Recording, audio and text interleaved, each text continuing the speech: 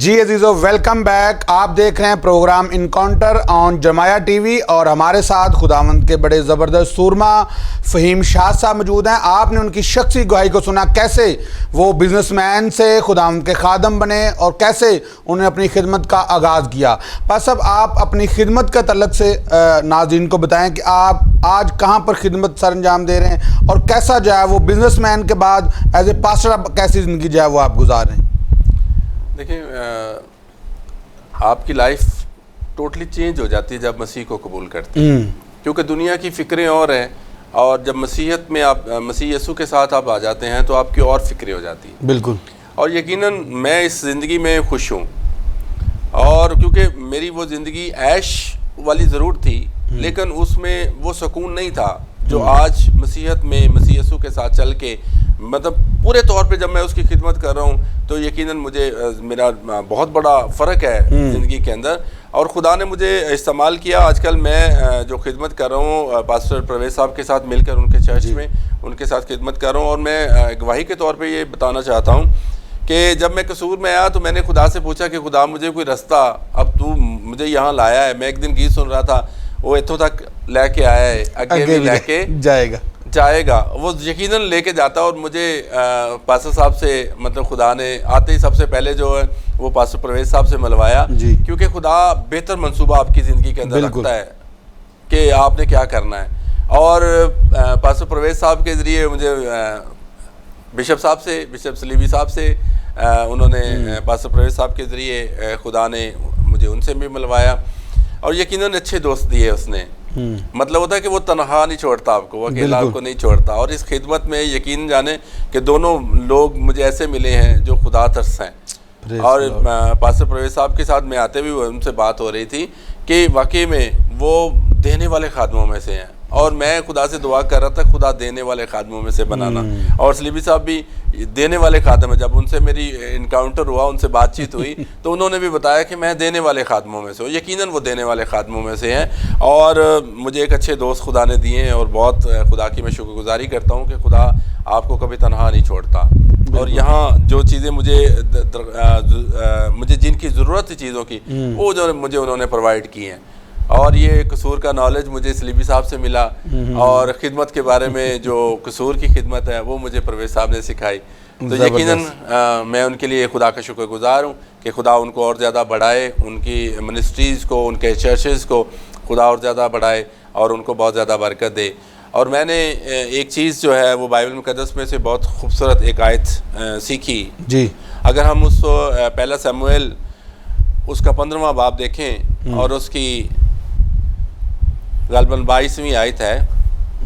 اور سموئیل نے کہا، کیا خداوند سوکھنی قربانیوں اور ذبیحوں سے اتنا ہی خوش ہوتا ہے جتنا اس بات سے کہ خداوند کا حکم مانا جائے؟ دیکھ، فرما برداری قربانی سے اور بات ماننا مینڈوں کی چربی سے بہتر ہے. اور یقیناً میں نے خداوند کی فرما برداری کی اور خداوند کی بات کو میں نے مانا. جب میں نے ان سے کہا کہ میرے روحانی باپ جو ہیں انہوں نے مجھ سے کہا کہ جب بات کی کہ تمہارے لیے پیغام ہے، تو میں نے خدا کی فرما برداری کی. بالکل ایسے ہی جیسے خداوند کے بندہ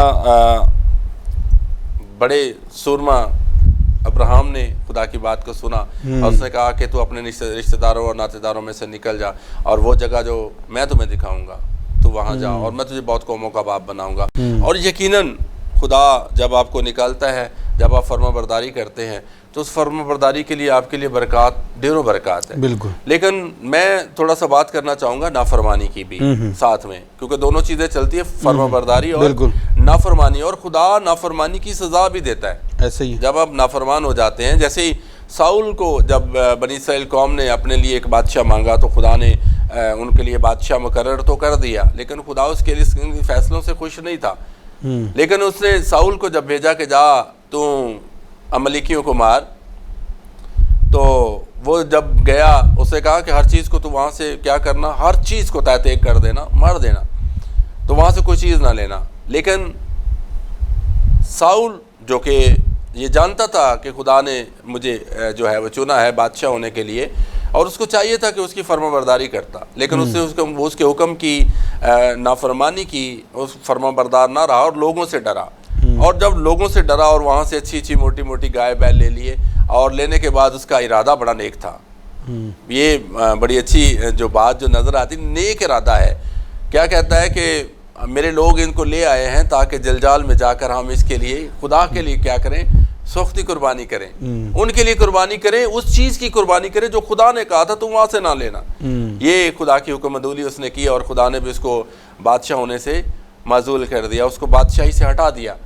اور فرما برداری ایک کو گھر سے نکال کر جب اس نے فرما برداری کی تو اس نے قوموں کا باپ بنا دیا, اور ایک کو جو اس نے بادشاہ بنانے کے بعد اس کو بادشاہی سے اس رتبے سے جو خدا نے اس کو دیا تھا اس سے ہٹا دیا. کیونکہ فرما برداری جو ہے وہ بہت ضروری ہے. فرما برداری کے ساتھ اگر خدا آپ سے جو بھی کہتا ہے, ہم کلام مقدس سے جو بھی پڑھتے ہیں, اگر ہم فرما برداری کے ساتھ اور حلیمی اور عاجزی کے ساتھ اس کے ساتھ چلتے ہیں تو یقیناً خدا ہمارے لیے بہت سارے ریوارڈ رکھتا ہے, بہت ساری برکتیں وہ دیتا ہے.